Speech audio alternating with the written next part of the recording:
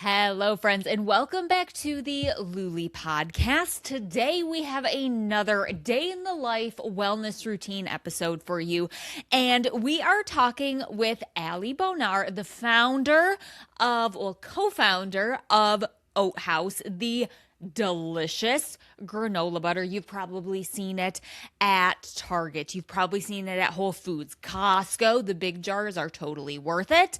But you can also find it on their website. They have a cult following of the stuff. It is so good, you guys. I cannot recommend it more. But I digress. What we're talking about in this episode is Allie's day in the life. And what I love about this conversation and what I knew going into it with her was that she has such an open mind to wellness. We talk about her experience with the red light therapy and just some different things that she does. And she has this very nuanced approach to things. We talk a lot about fun and joy and also just very, very balanced. Not only is she just such a inspiration from the wellness side, but she also has the business side going. So I think that if there's someone that you are like, oh, I would just kind of like to learn from them, Allie is the person. So we're going to get into it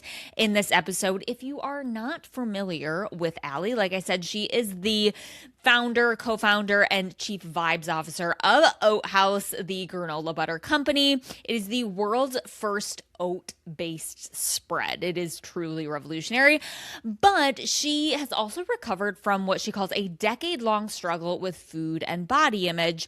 And she really created Oat Haus to bring joy back to eating and to reimagine allergen-free snacking. So it's available nationwide. She's really done such a great job of growing this brand and finding herself along the way. I think it is just such an amazing, amazing combination. And I think you can really see how her wellness routine, it supports the whole ecosystem of her life. It's not just about the body itself. It's about supporting her life and how she wants that to look. And if you also follow her on Instagram, you may know she is now, since we recorded this, pregnant, which is very, very exciting. We might need her back for a recap episode of anything that's changed while she is pregnant. Let us know if that is something that you're interested in. Shoot Allie a message and let her know that we would love to hear that. And we'll see if we can't get her back on the pod, because she's just a joy to talk to, as you will listen or watch if you're watching on YouTube. So before we get into it, guys, take a moment, please. We would love you forever if you rated, reviewed, subscribed to the channel if you're watching on YouTube. It really does help us to continue sharing these episodes with you and sharing different bits of wellness and getting creative with things, sharing different ideas to try, and also showing how different everyone's day-to-day life is. It's not always the highlight reel that you see on Instagram, and that's the goal of these episodes, is to spark inspiration, but also show how diverse wellness can truly be. There is no one right or wrong. So if you love that, be sure to let us know, rate, review, subscribe, comment below, all of the things. If you're listening in the app, with the Luli app, you do also get an extended podcast episode where we answer even more questions. We get a lot into body image and journaling with Allie in this one. Be sure to hop on over to another platform to rate, review, and let us know. And if you don't have the app and you want to listen to more of Allie's story, you can download it and do a free 7-day trial and give it a listen. So thank you so much for taking a second to do that. And what do you say we get into Allie's episode? And as always, at the end, we do a little recap, a little fact check on different things. We're going to be talking about her red light fact checking, gluten-free, and some supplements. So we'll get into that at the end, but let's chat with Allie, shall we? I'm very passionate about being real about wellness, just because I think there's a lot of BS out there, a lot of capitalism, and I myself have fallen victim. So I'm just like, I want to prevent other people. So typical day, I would say I wake up around 6, and that's not by choice. It's my dog's. My younger dog, he's going to be 2, but he still acts like a puppy, Noodle. So he's, pawing at his crate, and he's like, get out of bed. And One thing that really has stuck with me wellness wise that has actually, I feel, moved the needle, and it is a little bit of a splurge, but that's red light therapy. So I I was don't know so if you, excited to talk to you about this. yeah, and I'm happy to talk more about it. And there's actually some good research on antibodies. I have Hashimoto's, which is thyroid autoimmune condition, pretty common. I was trying everything. My antibodies were not lowering. And for people who aren't familiar, your antibodies, the higher they are, at least for me, the more symptomatic I am. And it kind of is an indicator of like how severe your Hashimoto's is, or just like if you're in a flare. And so my antibodies will tend to skyrocket if I'm traveling or really stressed or putting a lot of pressure on my body. Physically, the red light therapy has really helped me, and I find it to be easy to be consistent with just because it's simple. It's 10 minutes. It's like this big light panel that I sit in front of. I have a little meditation cushion. I don't meditate. I just sit in front of it, and it's like right after you wake up, you're kind of in that like dream-like sleepy Mhm. state. Don't look at my phone. I just sit there, and the light is really warm. Dogs will come and sit in my lap too. That's just like a time for me to, transition from my dreams and my sleep into the Mhm. real world. And I've just found that with anything wellness that really makes an impact and I'm able to stick to, it has to be easy and it has to be easily fit into my day to day. So this is like, it's not taking hours. It's not like a 4 hour morning routine. So that's something I do pretty consistently. I try to drink water while I'm like sitting there. I'm really bad at drinking water in the morning, but coffee is no problem for me. Then I will take the dogs out and then I'll make coffee, a double espresso with a little dash of heavy whipping cream. And speaking of Hashimoto's, so dairy for me was really interesting because I know that can affect some people as well as gluten. I went through a phase where I was pulling a lot of different food groups, just trying to make myself feel better. Ultimately, what really moved the needle most was my thyroid medications. I was not taking it for many years until I got diagnosed. And then when I was taking it, I was underdosed unknowingly for a long time. And I was just taking Synthroid, which is T4, which is sort of like the inactive form. And my body, I learned, is really bad at converting to T3, which is like the active, what your body can actually use thyroid hormone. So now I actually take both T4 and T3, and that's made a huge impact. It just feels like my cells turned on. Like I pressed power on my body and I actually was able to get out of bed and have energy throughout the day, which was a miracle. It's really hard to run a business when you don't feel good. So over time, I learned too that a lot of these food groups weren't affecting me the way I thought. And that was really nice because it's hard when you're not feeling good and you're also just have this tight grip on all these elimination diets and all these things. And you're just so desperate to feel normal. The only thing that I do find negatively affects me is gluten. So I'm like, that's the only thing that for me is a non-negotiable. I'm really strict about. But yeah, dairy, I'm like, bring it on. I love my heavy whipping cream, my coffee. I try to move my body in the morning. The problem is I do go into the office most days. So I have to leave by 8 a.m. to get into the office. And on the days I do go into the office, I don't really do any sort of movement in the morning. I try to do like a lunch walk or something, later on in the day. I do work from home probably like 2 days a week at this point, and so I do have a little more time. Those days I try to do like a Pilates class or I'll take the dogs for a long like 45-minute walk or something. I find that movement is, I know everyone probably says this, but like that is something that really a needle mover. I recently had some minor surgeries, and so I couldn't work out for 2 months. And that was the longest I actually have gone without consistently working out in a long time. It's interesting, almost when you stop doing something, you realize like how impactful it Mhm. is. It wasn't physically actually, but mentally. I was Mhm. really shocked how down my mood and how negatively impacted I felt mentally because I didn't have a consistent workout routine. And it was kind of a reminder of like, oh, okay, movement is really important. So I should prioritize that a little bit more. I think it's like an object in motion stays in motion kind of thing. I've Mhm. always had a consistent, nothing crazy. I just like kept a consistent practice. It didn't feel hard to motivate myself. So I never really understood when people were like, oh, I don't have the motivation or like, oh, I wish I could work out, but I just like don't feel like it. Now I have so much more empathy for like, Yeah. people who are just starting on their workout journey or movement journey because it's so true, especially when your mental health is sort of like I just wasn't feeling happy. I was feeling just sort of like not depressed. It was like a short term thing, but it was very Mhm. much in a rut. And it was like there's no part of me that feels motivated to like go for a run or go to a class. Now that it's only been the last like week and a half that I started working out again, but even that, it just feels like, okay, this, it reminds me why, but it has been difficult because like I used to be able to do push-ups. And this morning it was like I was doing the, on your knees push-ups, Mhm. struggling so hard. I was like, God, this sucks. Like, it almost is such a long game. It's not instant gratification. I just have a lot more empathy for people who are getting into working out. I've tried like all the fads, when I was like struggling with food. And I remember this one that was like, fruit first.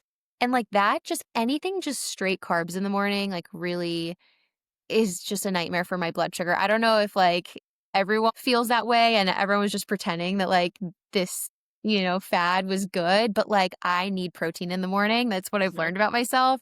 And that doesn't mean like obviously no, carbs. I love bread. I love fruit, but like that is something I've definitely learned in the last few years. So I eat a lot of eggs just because they're super easy and fast. Like one thing you'll hear throughout everything I'm telling you is that's, time is money. I just need convenience, which isn't always great for wellness and eating healthy. Eggs, I feel like are such great bang for your buck, Mhm. good protein. And I typically just do like some cheesy eggs on toast. That's what usually sounds good in the morning. And then I'll head into the office and the day is pretty jam packed with like every day is different, whether it be podcasts like this, investor calls, shipping out, helping the shipping team. We just had a crazy launch and we were kind of short handed. I'm like all over the place creating content. What's interesting is like food used to take up so much of my headspace. It was like Mhm. 99% of my thoughts. And it's just to anyone listening who's like struggling or like needing some hope, I feel like it's interesting going through my day now because not in a negative way. Like I obviously always make time for lunch because I wouldn't be able to focus or like have energy.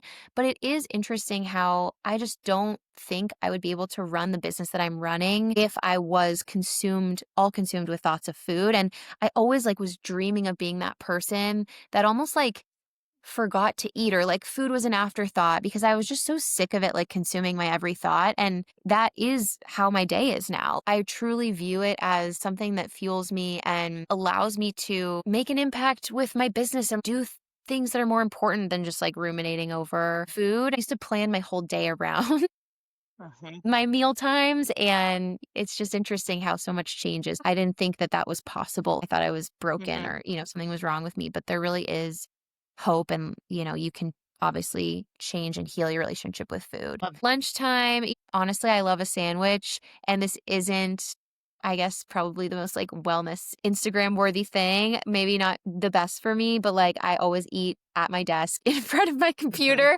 I actually have been petitioning to, Eric, who's my husband and also co-founder. I'm like, let's get a picnic table. Let's like get something outside. But again, we're in Cleveland, so there's really only another like 3 weeks that we Yeah. can't eat outside. We work in a manufacturing facility. It's not a cute, Mhm. glamorous office. Like anyone who sees my checkered wall in my office, that is like my tiny space of estrogen and femininity. And then outside of those walls, it's like testosterone and sweaty men who are like lifting heavy bags of oats. So, and semi trucks. So I'm like really trying to cultivate my regulated nervous system space. Sometimes I'll like eat in my car, but then I feel kind of antisocial. So typically I'm just like eating in front of my Mhm. computer. I've really tried and I'm really consistent with it. I'll go for my silly little mental health walk at lunch. Where our facility is an industrial park. It is dusty. There's lots of like semi trucks driving back and forth. There's like a construction zone at the end of our street. So there's these like big, loud trucks carrying just dirt back and forth. And so I have my noise canceling headphones. I'm listening to calming music. I leave my phone in my office. It's probably like a 15-minute walk, but that is important for me to like get Mhm. outside unless it's raining or snowing in Cleveland, which it Mhm. often is. The rest of the day is just work. I typically stay at the office until maybe 6:30 is my average time. I have really tried to increase the life part of my work-life balance. I know it's never a perfect balance, Mhm. but I think especially after the wedding, for people listening, I got married in July. It just showed me all the things I love in my life. It's all like friends and family and connection and with my husband. None of it is work related. I was just Mhm. in services this morning. I'm recently Jewish, just What? converted. So Eric and I went to services this morning and they were talking about looking back on the past year. Like, what are the sweet moments? Looking back on the past year, nothing came up with work for me. I'm like, my wedding and then other moments with friends and family. And I'm like, oh, how ironic that I spend most of my life at work, prioritizing work. I barely really see my friends and family, yet nothing work related came up for me about that I remembered from the last year.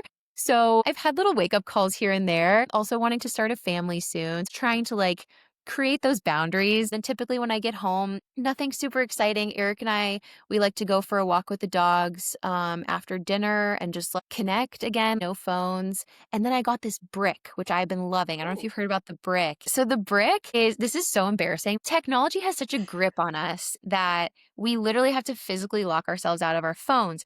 So like, okay, this might be opposite of other people because obviously I do content creation mostly for a living, but the brick is just, actually I have it right here. It's just, it looks like a square reader for anyone who's listening and not Yeah. watching. But you tap your phone to the brick and it locks you out of whatever apps you choose. So I leave it at the office. Literally, as I'm like leaving to go home for the night, I Ah, lock myself out of TikTok, ah. Instagram, Substack, because I find my witching hour is after dinner when Eric and I are sitting on the couch relaxing and we're both just in the same room scrolling.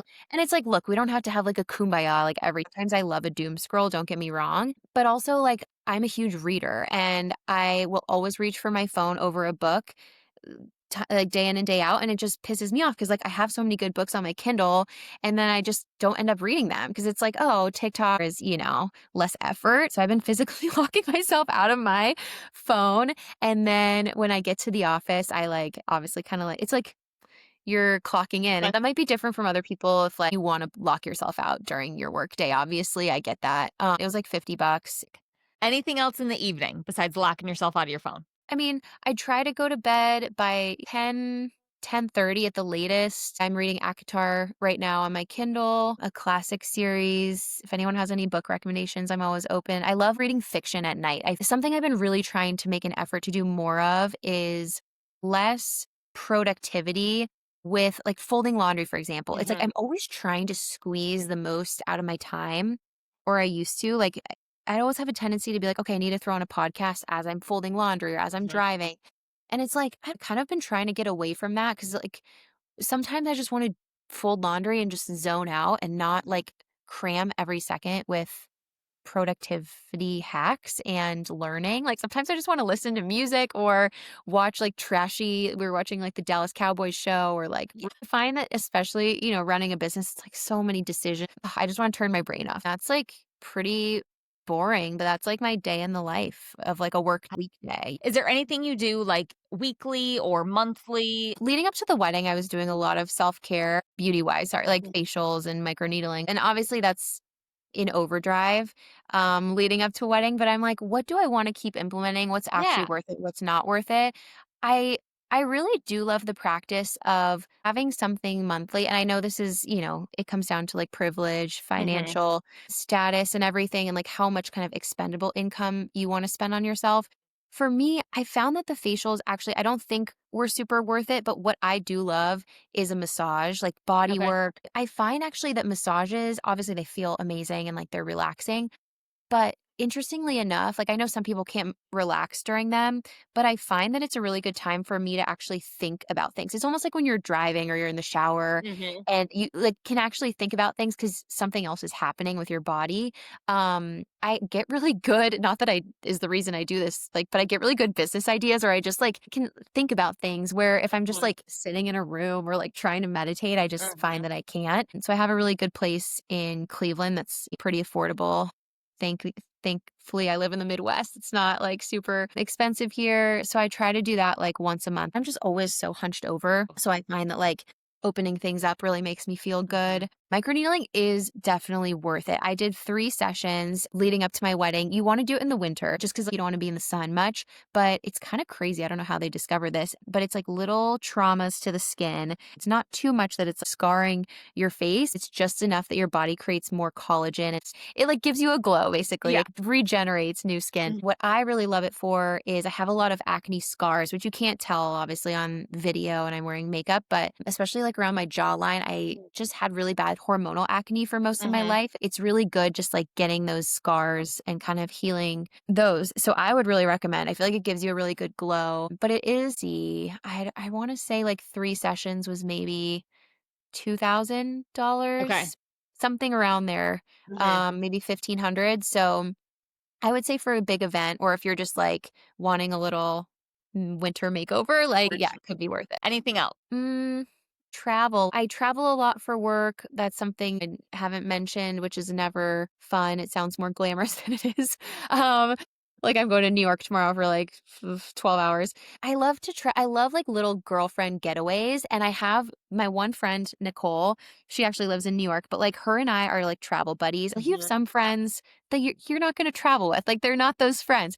But if you have that one person, maybe it's your partner, just love exploring new locations. So this isn't every month, obviously, like once a year, but we usually will do like a girls' getaway. And that is really healing, I feel like, for my soul. Spending time with my girlfriends. I Mhm. think when you're in a relationship, if you're married or you have a boyfriend or girlfriend or whatever, I find that I kind of get lazy and I'm just like, oh, I have Eric to hang out Mm. with. He can't be my everything. He can't fill all of my buckets. The more time I spend with really good girlfriends, that really fills my cup. Especially when you're running a business, you're like in your masculine all day. I think making time for that. Botox, that's like quarterly. Mhm.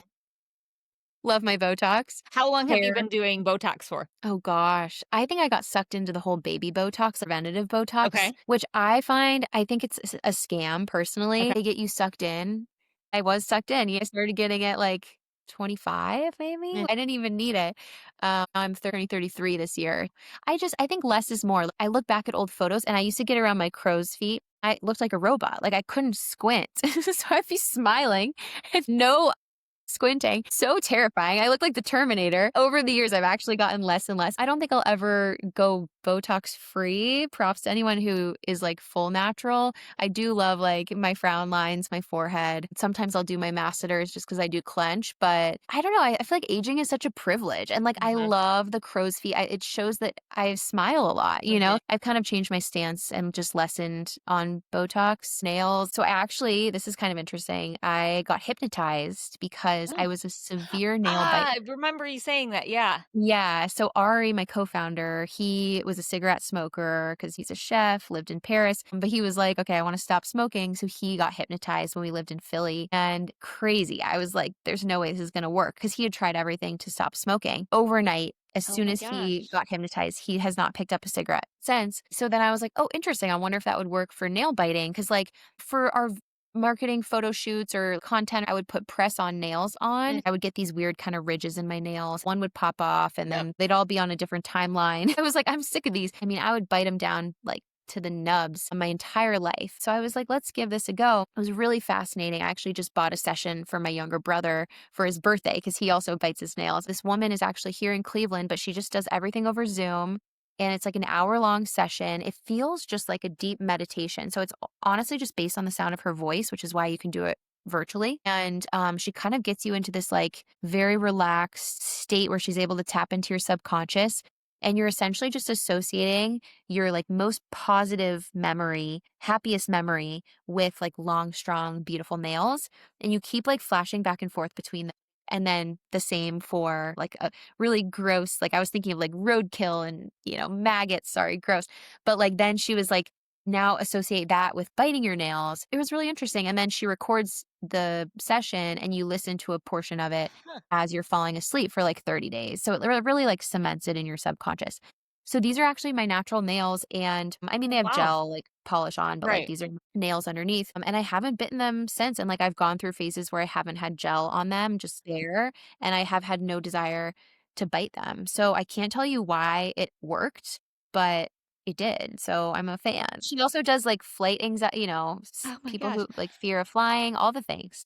Okay, speaking of travel and flying, does your or like how do you tackle or think about wellness when you are traveling? Obviously, and maybe you do have like a portable red light or something, or like what Mhm. do you just kind of say like, okay, we don't worry about that now, or what does that look like? Yeah, I think for me, it's changed over the years. I used to be really stressed. It used to be a whole thing. I would have to pack like all the snacks and all the things, all the supplements. I don't know. I just find that like everything is less is more, maybe is kind of my approach now. There is something to be said for the way that Italians, French, Spanish, that like Mediterranean, European lifestyle. Sure, maybe they're chain smoking cigarettes, drinking wine every night, but like there is a reason they're living longer than us and they're happier than us. And I think Right. a lot of it is stress level and just like relaxing and kind of loosening that grip is sort of how I think of Mhm. it. So I'm going to New York tomorrow for like a hot second. Pack maybe like some perfect bars. I really like perfect bars because I find they're really tasty, but also like they actually fill me up. But I'll pack some snacks, not like I need the cleanest, healthiest thing, Mhm. but it's like I just don't want to be hungry. And also being Mhm. gluten free when you're traveling, there actually isn't a lot like on airlines, they typically give you those like Biscoff cookies and they don't really have a lot of gluten-free things, which we need to get some Oat Haus packets on there. I don't want to be hangry, and that's kind of like the approach I take. I do not bring like a mini red light. Sometimes I'll bring electrolytes if like I'm planning on drinking, like I'm going to a wedding. And if it's a long trip, like say I'm going to Europe for 2 weeks or something, Mhm. like for our wedding, I did bring some supplements, but it's kind of minimal. It's such a small percentage of the general makeup of your life. And Mhm. like, I also don't want to miss out on the local cuisine and the experience. Are there any wellness trends that you've tried that you either didn't enjoy or didn't work or that you're just like, "Yeah, we're done with it?" Oh, yeah. Oh my gosh. How much time do you have now? Yeah, I feel very strongly about all of the like the colostrum, the Mhm. collagen, this whole era of like adding lots and lots of things. I'm sure they all have their merit, Mhm. but in my experience, I used to make smoothies and just add so much in. Yep. Like my poor body, it was like adaptogens and collagen and greens powder and everything under the kitchen sink. First of all, it tasted disgusting. Second of all, it's just like I always was trying to just optimize to the Mhm. max everything that I was consuming or, doing. I just think I wasn't taking into account like how much stress that also is Mhm. adding and like enjoyment. Now Mhm. I really prioritize enjoyment, especially when it comes to food of like, does this taste good? Is this what I'm craving? Does this bring me pleasure? Like I think we forget a lot about pleasure and I'm really passionate about talking about pleasure in all as facets of our lives. And pleasure like doesn't have to be sexual. It's like Mhm. pleasure is inherent to being human. Like I think we should think of pleasure the way we think about drinking water and going to the bathroom. It's like a basic human need that I find a lot of us are really deprived of, myself included. I'm always thinking like how can I add more pleasure to my even just my day to day. It doesn't Mhm. have to be reserved for vacations or random weekend events. I definitely got sucked into like needing all the supplements under the sun. Mhm. I think we pee a lot of them out. It's like a very interesting industry to me. And also like being on the business side and working in CPG, now I'm like, I should have gone into supplements because the margins are amazing. So just know that. They're making a lot of money off of you. But I think there are some really good supplements too. Like I love to take a good omega-3. I take vitamin D, obviously in the winter here in Cleveland. I think it's just working with a professional that Mhm. can really give you targeted advice. Are there any trends out there that you've seen that have piqued your interest and that you would want to try? Or any that you just can't get on board with and understand? Yeah, I'm really interested in glutathione and NAD. I had a company reach out to me. They do NAD and glutathione Mm. injections. Those are interesting to me because I tried like some glutathione liposomal, like sublingual stuff. I've done like the IV therapy. Mhm. I think IV therapy is something I definitely think is worth it. So, especially if you're struggling with Mhm. any health, condition, but like with my autoimmune, I would get IV therapy a lot. And that would be like vitamin C. They did like a Myers cocktail. So it's like vitamin C, glutathione. What else is in there? B vitamins, magnesium sometimes. And that really helped because like a lot of times it's like your stomach acid destroys a lot of the supplements you're taking. Mhm. Um, so that one, but that's also pricey, it was like Mhm. $300 a pop every time I would get it. So Is there anything else as we wrap up that you'd want to leave people with or any other thoughts? I think there's going to be this wave of like we're sort of reaching this peak in my opinion. I feel like we're reaching this peak of like the biohacking, like Huberman bro optimization era. And it's like maybe for men that's okay, but like I don't know about you, but like as a woman like I my nervous system is so fragile, it Mhm. feels like. And it's like, again, going back to, I really think there's going to be this wave of like pleasure and play, like Mhm. prioritizing fun, prioritizing play. That it really interests me and really fascinates me. And the reason it does is because I'm someone that, it doesn't come easily to. Like I'm someone that's like, Mhm. girl boss, work hard, grind. And so I know more than anyone that it's so hard to fit play and fun into your mundane, day-to-day Mhm. lifestyle because it just isn't valued the way that capitalism doesn't value play.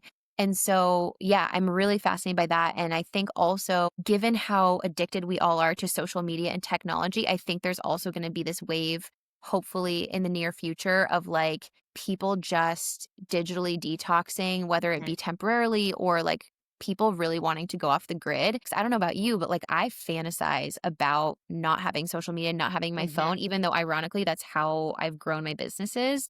mhm, And so it's, yeah, this weird like handcuffing of feeling so tied to being always online, but hating mhm, the way it makes me feel. And so I'm always trying to put out content where I'm like, okay, well, at least I'm leaving someone feeling better than when they, saw my content, mhm. because I'm trying to like minimize the damage of like having people be online for longer. I don't know if you ever struggle with that, but yeah, I think we're just going to get away from like feeling like we need a million supplements and more just like getting outside, Mhm, back to the roots, baby. mhm. And more play. And that, my friends, is wellness forecasting with Allie. I think you hit the nail on the head. Where can everyone find you? Where can everyone find your delicious granola butter? Leave them with all the places. Guys, Yes. seriously, Oh if my you gosh. have not tried this, you need to. Highly recommend. If I don't know what Costco, you're definitely in my Costco. Just get the big jar right off the bat because I guarantee you're going to eat it all. Oh, you're so sweet. Thank you so much for having me. And thank you everyone for listening. Yeah, you can find me personally is just Allie Bonar, Bonar. I need to change my last name. And I don't know. I guess I need to change my handle because now I'm married. We'll see. And then our business is Oat Haus. So it's Oathaus. And yeah, you can find us at Costco, Target, Whole Foods near you. So thanks for And if having if me. you had to tell someone one flavor to start with, what would you say? I think cookie dough, like Mm. that's our top seller. I think everyone loves cookie dough. If you're a chocolate lover, we have a brownie batter that's like very rich, fudgy chocolate. But yeah, cookie dough is it's an easy one to love. Yeah. It is. It is. Okay. Well, thank you so much for being here. This was fabulous. Well, thank you. This is fun. I hope you guys loved that episode as much as I did. It just feels like just chatting with a friend, right? And she's just sharing what works for her and what doesn't, just like an open book. We love to see it. So now, as always, we go through and we just fact check a little bit of things, anything that might need a little clarity or some nuance to things. First thing we're going to talk about is the red light. So early studies actually do suggest that red light therapy may lower thyroid antibodies in Hashimoto's when used near the thyroid, though more research is needed. It's very early research. And they also state that it shouldn't, replace medical care. So we love Allie's approach of the meds and the wellness and the combo. We love it. And I think also important to note with this one too is that she has this as she talks about this routine in her morning as just sitting down and relaxing. And I think what you can also get from that is just the allowance of our cortisol to decrease in the morning, having some sort of a morning ritual like that where you just allow yourself to be, it doesn't have to be meditation, it doesn't have to be anything, but just slow down. What that's going to do is it's going to lower your baseline stress for the day. That's why I personally love to do like a quick nervous system reset exercise as I'm checking in with myself in the morning, doing a quick journal entry, and just having that and that reduced stress can have a lot of beneficial impacts for our body. So if I had to hypothesize, it would be kind of a double whammy there of yes, there might be some actual red light things going on, but also the just relaxation of it and allowing herself, like she says, I think she said she goes from like dreamy mode to like being awakened in real life. So yes, we love that combo. And if it's something you want to give it a go, give it a go, right? And she has one of those panels, not necessarily the face mask that you see. We do also have a blog post that I will link on red light face mask. Those are going to be a little bit different. But if you're wondering, is that going to be the same? We have a blog post on that we will link as well. Now, she also talks about the importance of protein in the morning, and we agree with her approach. This is exactly how we approach all of our recipes here at Luli. If you're using the app or on our website, you can see all of those recipes. And we do have a similar one for cheesy protein packed eggs. So we will link that for you guys. But what I loved hearing from her is that she took something from when she was dieting and saying like fruit first in the morning, right? Fruit, fruit, fruit. and she learned from it, right? And I think that's such a kind of almost like an important thing to know about if you have done diets or anything like that, is not necessarily like, my gosh, I can't believe I used to do that. But like, what can I learn from this? And oh my gosh, like when I paired protein with it in the morning, it really does make me feel better. What she did there is she took it from this external motivation of someone's telling me to do this, and she made it internal of rather than saying eat protein at breakfast, right? That's all we hear nowadays. But she took that and she was like, I feel better. That's called intrinsic motivation, when you understand and you're doing something because it helps you feel good. That's called intrinsic motivation. It's one of the most important things. That's why in the Luli app, you can do a lot of the reflection and journaling and checking in with yourself, and staying connected to how you feel is going to be the biggest motivator for any sort of health, wellness, or lifestyle change. So we love to see that. Quick fact check on gluten-free. Research shows mixed results for a gluten-free diet for Hashimoto's. Some studies report small reductions in thyroid antibodies or TSH in certain people, but the overall evidence for a blanket statement of gluten-free is recommended.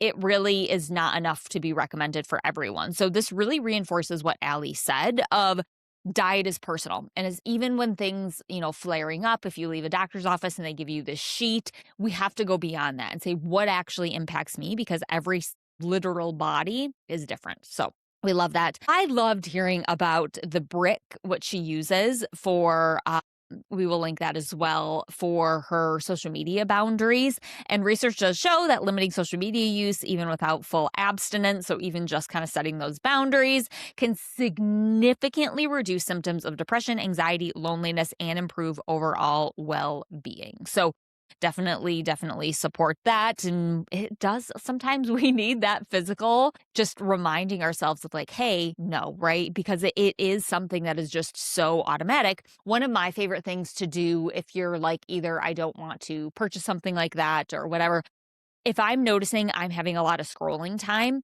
I will move the app to a different place on my phone.